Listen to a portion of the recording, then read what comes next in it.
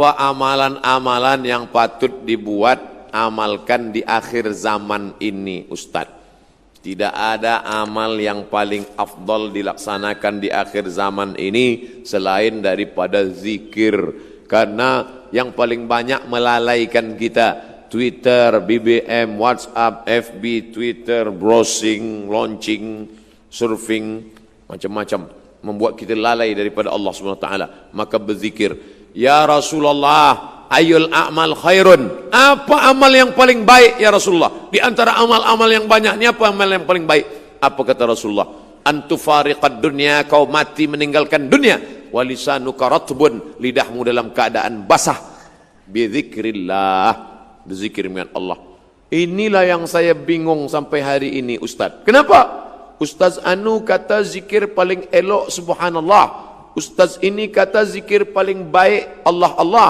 Ustaz ini kata zikir paling bagus astaghfirullah. Ustaz ini pula berkata zikir yang paling eloknya astaghfirullah. Lalu satu pun belum saya amalkan. Pilihlah salah satu.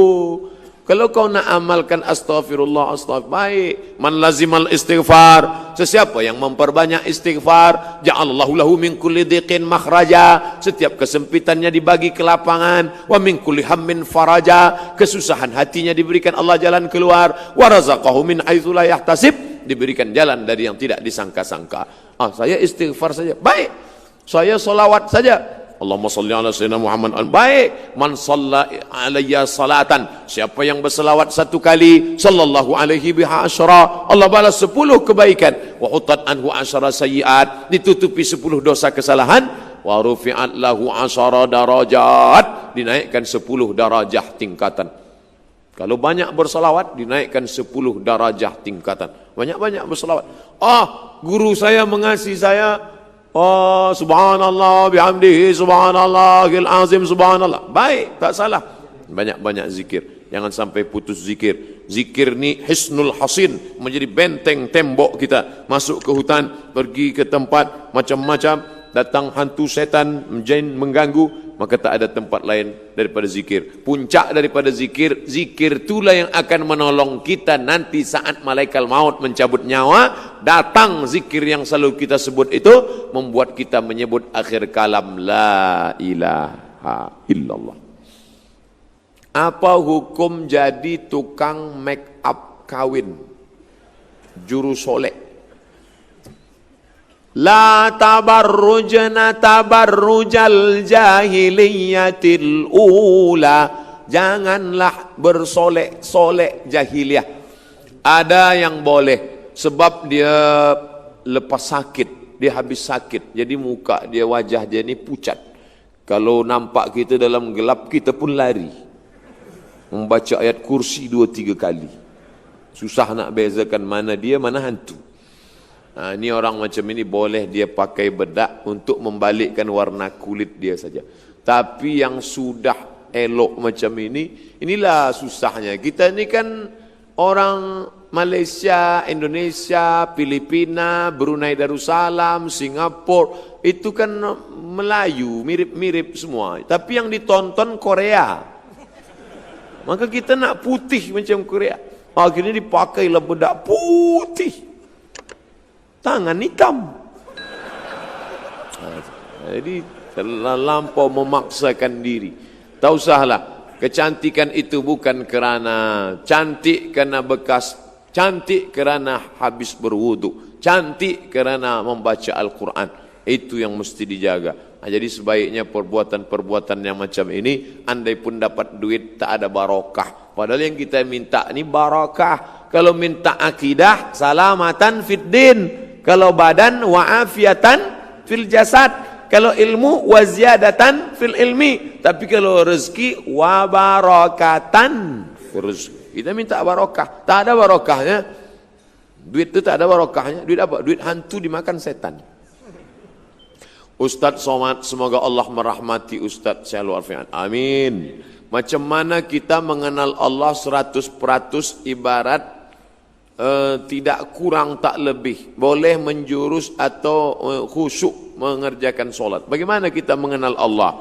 Mengenal Allah melalui sifat 20. Itulah akidah Asy'ari, Abul Hasan Al-Asy'ari. Wujud, qidam, baqa, mukhalafatul awadis, qiyamuhu binafsihi, wahdaniyah, qudrat, iradat, ilmun, ayat, sama, basar, kalam. Makanya dulu ulama membuatkan sifat 50, 20 sifat wajib, tambah sifat mustahil, tambah sifat jaiz, tambah sifat nabi, tambah mustahil bagi nabi. Itu ulama Ahlus Sunnah wal Jamaah supaya mengajarkan dia, karena Allah tidak berupa. Kalau dipejamkan mata nampak hitam, putih, merah, hijau, kelabu, itu bukan Allah. Walam yakul lahu kufuwan ahad. Dari mana dia tahu? Mukhalafatuhu lil hawadis. Banyak-banyak laksanakan, beriman, beramal, berilmu, makan halal. Allah yang menurunkan khusyuk. Khusyuk itu bukan dari kita, dari Allah. Tapi yang menyiapkan cawannya kita, yang menyiapkan gelasnya kita. Kita siapkan dengan ilmu, Allah yang menurunkan. Wallazi anzalas sakinata fi qulubil mu'minin. Dia yang menurunkan sakinah, khusyuk ke dalam hati orang beriman. Boleh jadi yang berbicara khusyuk ini lebih tak khusyuk. Boleh jadi dia tidak tahu tentang khusyuk, tapi Allah bagi dia khusyuk. Kenapa? Karena hati dia bersih. Siapkan ilmunya, Allah akan berikan. Tapi kata Syekh Ali Tontawi, khusyuk itu kata dia paling tidak connecting, tak putus antara mulut dengan hati. Bismillahirrahmanirrahim. Makanya salat itu mulut bergerak. Datang tabi'in bertanya kepada Khabbab ibnul Ars, ya Khabbab, ya, Nabi itu kalau sholat mulutnya bergerak atau tidak? Kata Khabbab, Nabi kalau sholat mulutnya bergerak. Dari mana kamu tahu? Bittirabi lihyatih, aku tengok jenggotnya bergoyang. Ini sekarang ada orang sholat diam. Tak apa dia baca. Bacalah Allahu Akbar kabira, walhamdulillahi katsira, wa subhanallahi bukratan wa asila. Mulut dengan ini berarti. Fahami apa yang dibaca. Saya tidak suruh hafal satu persatu, hafal artinya, enggak. Bila ada yang menghafal artinya baik, tak salah. Tapi kalau sampai dia tak hafal, tapi paling tidak dia paham. Inna salati wa nusuki wa mahyaya wa mamati lillah la syarika lahu wa bidzalika umirtu. At-tahiyatul mubarakatus shalawatut thayyibatu lillah. Dari tempat wudu ke dalam masjid, jangan lagi tasbih. Tak boleh tasbih. Nabi melarang tasbih. Tasbih, tak boleh tasbih. Kenapa? Merusak khusyuk. Dari tempat wudu tasbih, bukan tasbih, tasbih. Subhanallah, subhanallah. Datang orang sebelah kita nak bertanya, esok jadi macam mana kita pejabat? Subhanallah, subhanallah, subhanallah. Jaga hati. Qul amru rabbin nas, malikin nas, ilahin nas. Allahu Akbar. Macam naik kereta juga. Kadang-kadang udah agak-agak lari ke tepi, naikkan balik. Naikkan balik. Harus sentiasa waspada, harus sentiasa. Begitulah khusyuk itu dari awal sampai akhir. Selepas salat tetap juga kita khusyuk. Selepas salat tetap zikir tak pernah putus. Nah ini, itulah mengapa dibuat tulisan-tulisan Arab, tasbih di tepi rumah, di tepi jalan, supaya apa? Mata melihat, telinga mendengar. Inna sam'a, telinga mendengar, wal basar, mata memandang, wal fuad, berpikir, merenung. Ini tiga ni tak boleh putus. Telinga mendengar, mata melihat, hati merenung. Nah, ini masuk dari telinga ke hati, masuk dari mata ke hati, maka melihat tulisan-tulisan cantik ini. Masya Allah, la haula wa la quwwata illa billah. Apa bacanya? Entah, tak tahu. Fahiya ilal alqani fahum muqmahun wa ja'alna min baini aydihim saddan wa min khalfihim saddan fa aghshaynahum fahum la yubsirun. Surat Yasin. Masya Allah. Di akhir, apa cara pembersih hati? Sakitnya apa? Sakitnya hasad. Doakan orang yang hasad itu. Awak hasad pada siapa? Pada dia. Sebab apa awak hasad? Sebab kereta dia baru. Doakan dia tengah malam. Ya Allah, ini orang kereta baru, rumah besar, semuanya baik, maka hilangkanlah hasad daripada dia, panjangkan umur dia, sehatkan badan dia. Memang berat, sebab bila kita hasad, hati kita busuk, doa kita lain bunyinya. Sehatkan dia ya Allah.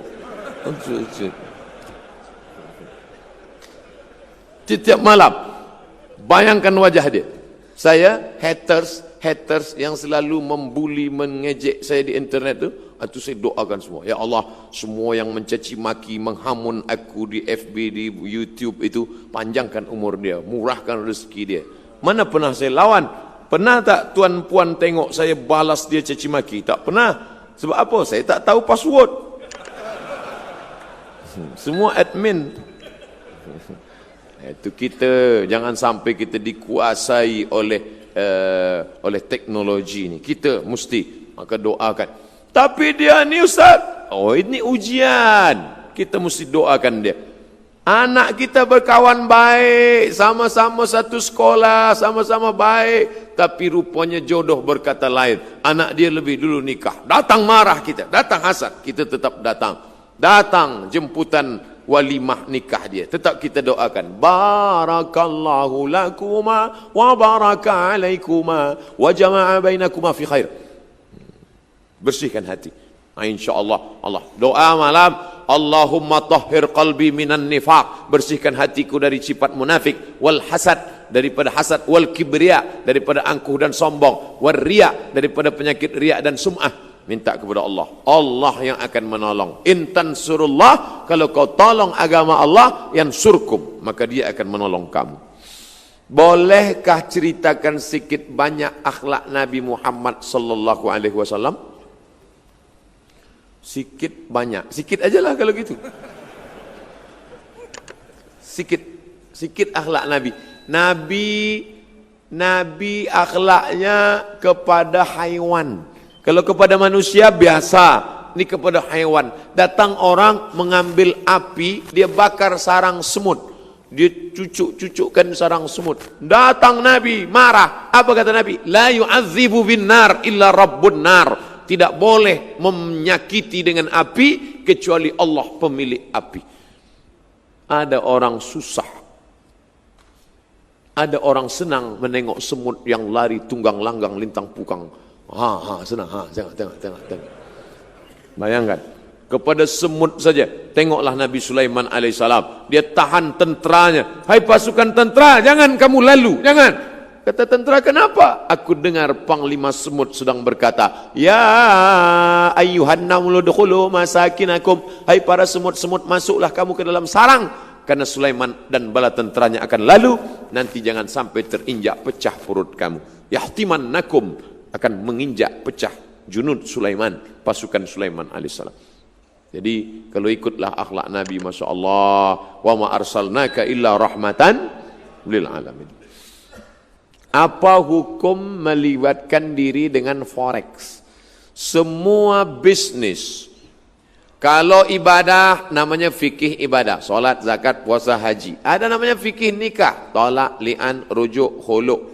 Ada namanya fikih siasah, mengangkat khalifah, menurunkan khalifah. Ada namanya fikih muamalah, yaitu jual beli, gadai, hutang piutang, rahan, murabahah, permodalan, mudarabah bagi hasil.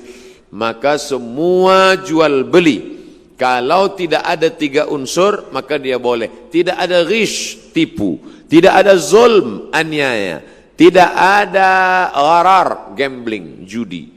Kalau tidak ada 3 ni, gambling. Kalau di dalamnya ada zulm, menganiaya orang lain. Kalau di dalamnya ada ghish, tipu, maka haram. Apapun namanya. Ini akan berkembang terus bagaimana jual beli. Kalau ada, haram.